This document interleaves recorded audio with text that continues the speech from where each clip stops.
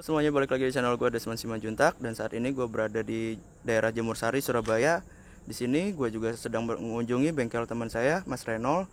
Mas Renol ini merupakan bengkel elektrikal yang berada di Surabaya. Mau tahu keseruannya? So, stay tune di channel gue. Jangan lupa untuk subscribe, like, and comment.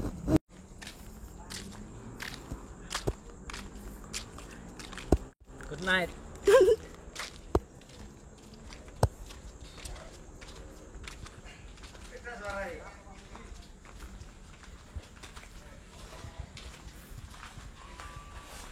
Hai Mas. Malam Mas. Malam. Apa Udah. kabar? Baik. Mas, mau ngobrol-ngobrol tentang elektrikal nih. Boleh. Boleh Mas? Boleh. Siap. Lagi sibuk nggak? Nih kebetulan lagi mau benerin speedometer Spotline. Oh, Spotline. Yuk. So, siap Mas. Di depan ini kan ada boxer nih. Ini masterpiece Masterpiece. Spotline. Ini sedang penyakitan apa nih? Ini tadi ya sambil jalan. Ini tadi ganti water pump. Iya. Water pump berisik sih, nggak bocor, cuman berisik puli-pulinya. Jadi udah Ya. Jadi ganti water pump. Water pump di sini nih. Masalahnya sih tadi bukan karena bocor atau apa, karena puli-pulinya itu bunyi. Oh, Puli-pulinya bunyi. krotor gitu. Terus pada saat kita bongkar, kita kan Ya. perlu cek lagi kan puli-puli, ada banyak puli lagi kan. Iya.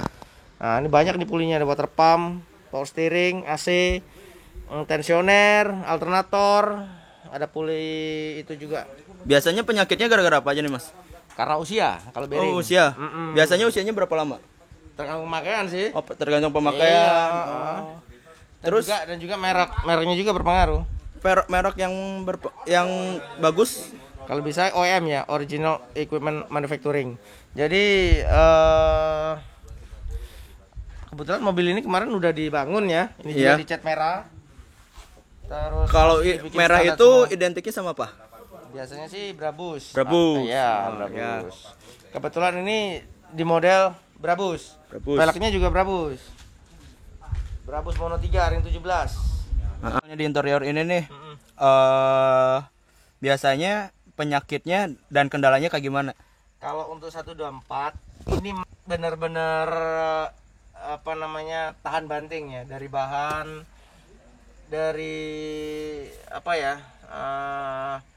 bahan wood panel juga jarang rusak. Jarang rusak. Ini juga masih standar semua, belum dilubangin. Biasanya kan banyak teman-teman yang lubangin. Iya. Setir juga masih tilt steering, bisa naik turun. Bisa naik turun. Ya nih, ini Spotline ini. Selain Spotline Apakah ada- Sportline yang bisa tail and steering ini? Apakah Sportline dong atau ada hanya Spotline. Masterpiece? Enggak ada. Oh, nggak ada. Enggak ada. Mas, kalau misalnya boxer yang recommended nih untuk pemula, mobil boxer apa?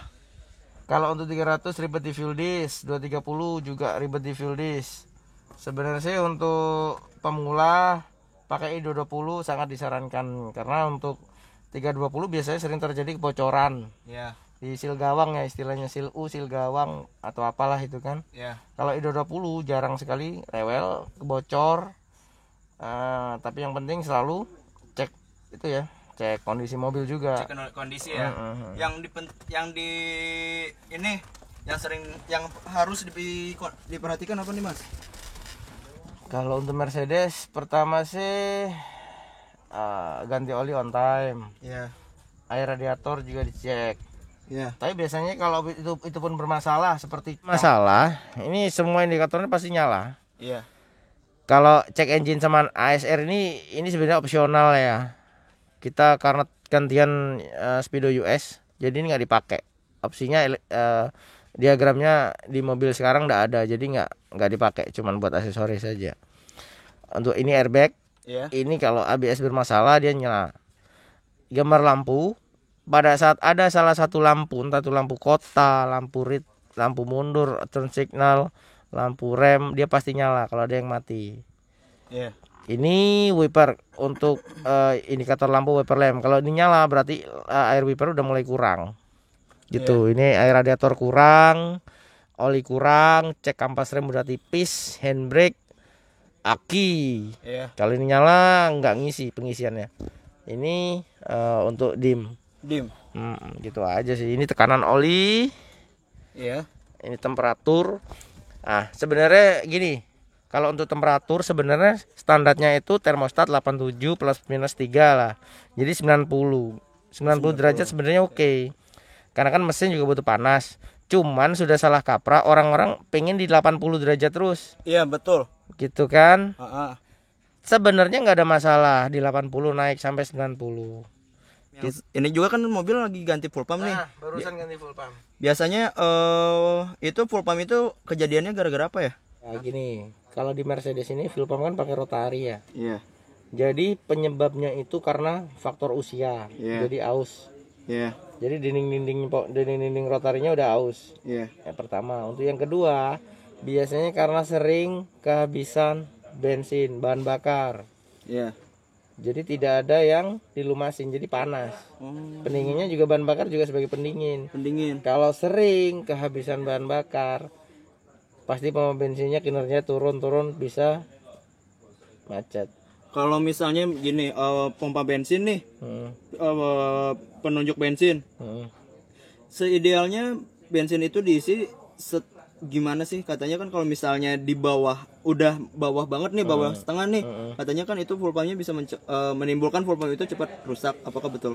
Untuk desain tangki Mercedes itu waktu lubang masuk itu, lubang masuk yang ke pompa bensin, Ya.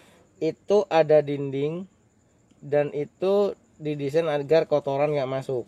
Oh, Gitu. iya. Tapi lebih bagus lagi setengah diisi lah. Setengah diisi. Iya. Jadi kalau misalnya untuk isi bensin tuh lebih baik full tank. Terus kalau misalnya udah setengah, isi lagi. Betul. Jangan sampai di bawah full tank ya. Betul. Tapi di Mercedes juga ada, sebelum masuk ke pompa juga ada strainer juga sih, ada saringan kecil gitu.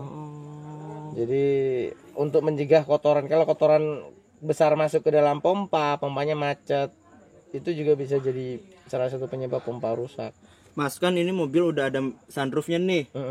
Kalau itu kan berarti nambah daya listrik kan? Apakah itu akinya harus diganti? Enggak lah. Oh, enggak. Enggak, standarnya Masterpiece itu sudah 90 ampere. Kalau 90 yang 300e itu pakai 70 ampere, dinamo ampernya. Gitu. Jadi upgrade ke 320 kan elektrikalnya pasti lebih banyak. Ya. Jadi pengisian juga lebih besar. Oh, gitu. Iya. Nah, ini misalnya nih berarti itu juga kalau misalnya AC-nya diganti sama US. Terus si tombol-tombolnya juga diganti sama US.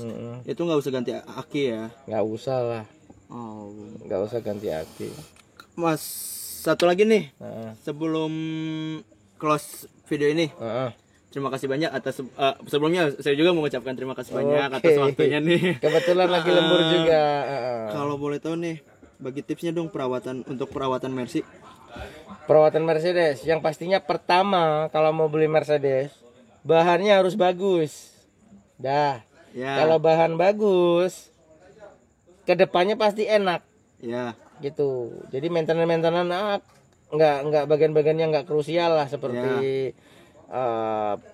engine tune up atau penggantian kampas rem, pokoknya yang itu aja lah, rusak karena pemakaian. Oh, rusak karena pemakaian. Iya, seperti itu. Tapi kalau dapat barangnya yang rusak, busuk lah istilahnya, waduh, benerin terus. Oh, dibenerin terus. Berapa biayanya, Mas? Banyak lah, tergantung apa yang dibenerin.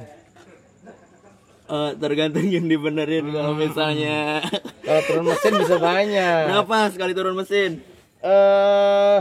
Kalau ini turun silinder head ya, kurang lebih ya 5 sampai 6 jutaan. 5 sampai 6 jutaan ya.